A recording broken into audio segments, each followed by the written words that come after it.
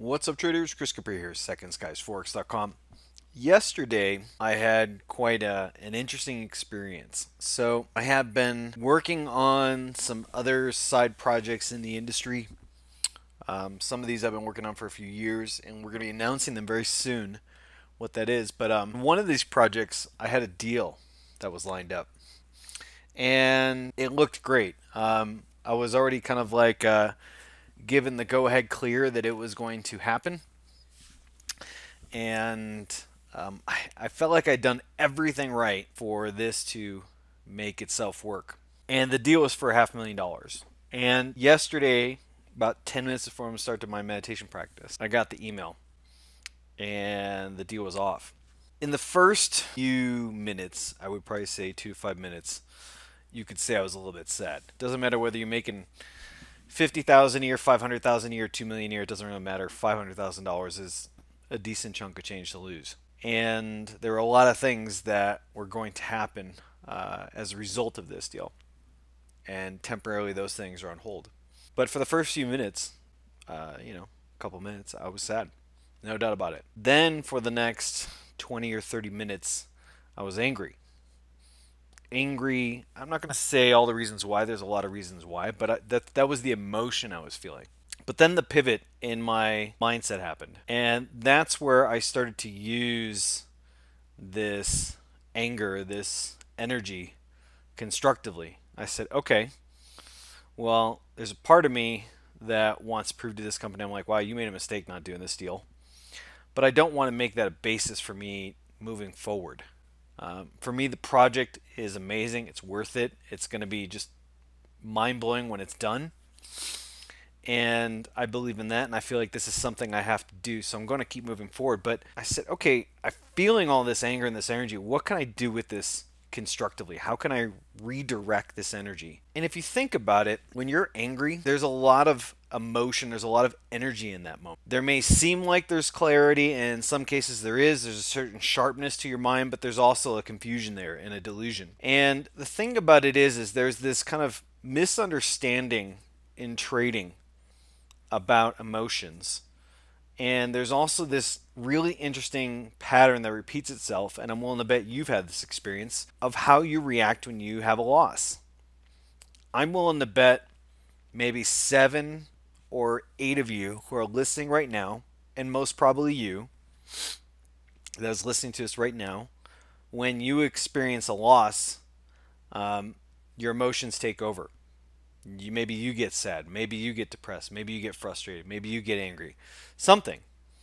But I'm willing to bet that if you, who's listening right now, were to experience this $500,000 loss, you would experience some sort of emotion. By and of themselves, the misunderstanding around emotions in trading is that there's this kind of binary approach to them, that they're either bad or you shouldn't have them, that you want to avoid them. And that's actually a misunderstanding of emotions. Emotions have an immense amount of energy. There are positive emotions and there are negative emotions. There are emotions that are helpful and constructive in and of themselves as they are, and there's some that are harmful as is. Anger, if you self-reference it, if you let it dominate your mood, if you let it persist, will be very harmful to your brain, to your health, your mindset, your state, your self-image, and probably the people you interact with. So for me, I have a lot of training in this, and even with a lot of that training, it still took me, a good 30 plus minutes to get to this pivot in my mindset to where I could say, okay, I have all this energy. What am I going to do with it? And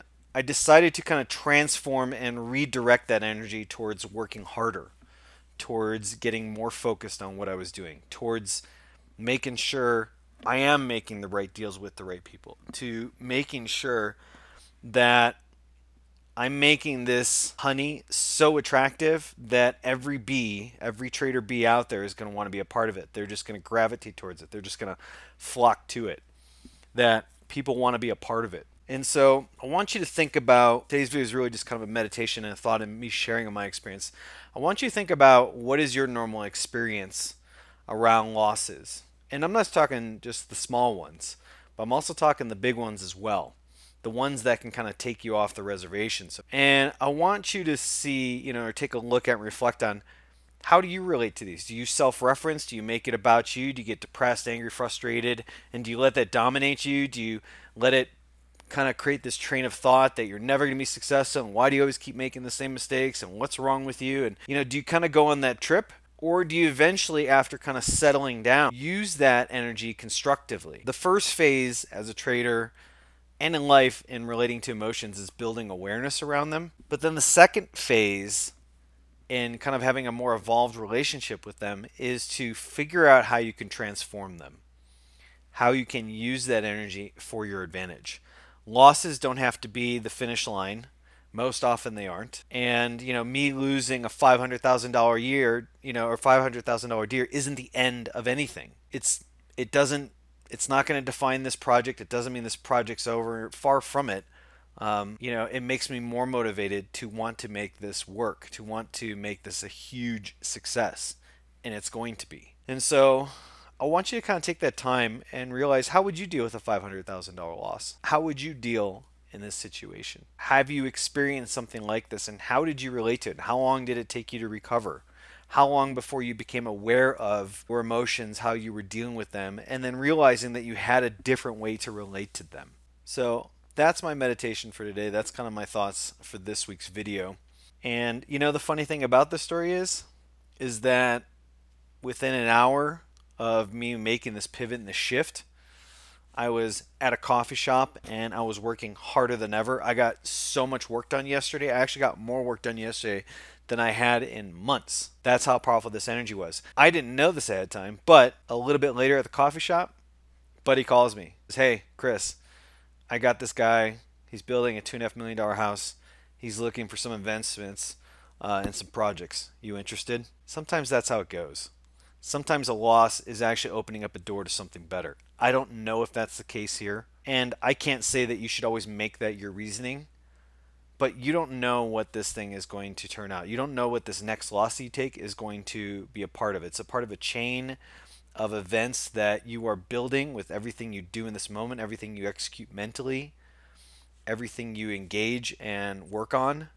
It all kind of accumulates towards this effort and this project that you are working on as a trader, as a person, as a business person, as a student, someone who's wanting to grow and expand and evolve your life, increase your abundance, become more successful. You can never know what the next step is. The one thing you can't do is let losses like this, you can't let a $500,000 loss take you down. You can't let a $500,000 loss slow you down or stop you from doing what you want to do.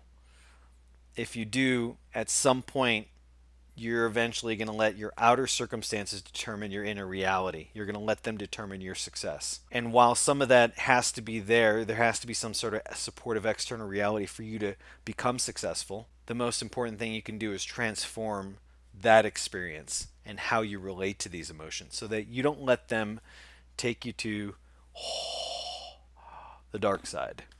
Because that's often what they can do if you don't know how to relate to them and you don't know how to manage them. So with that being said, I look for your comments and questions in this. I'd like you to kind of spend some time thinking about this. What would you do right now if somebody just emailed you and the result of that email is you found out you were $500,000 less than you thought you were going to be that day? I want you to imagine going through this. Imagine all the things you could have bought, done, worked on, created with that, and then it's all of a sudden gone. And then imagine what that experience would be like and how you'd really react to it. How have you reacted to moments similar to that? And if you want to learn methods to kind of transform your relationship with emotions and practices to deal with this, check out my ATM course, my Advanced Traders Mindset course. We have lessons upon lessons on dealing with this, on how to relate to these things, how to transform things, methods to help you not be dominated by emotions, but kind of use them as a wind that really propels your sail forward so that you go to the other shore of success. So check us out. Make sure to give this video a thumbs up if you liked it. Share it with others who you think will benefit from it.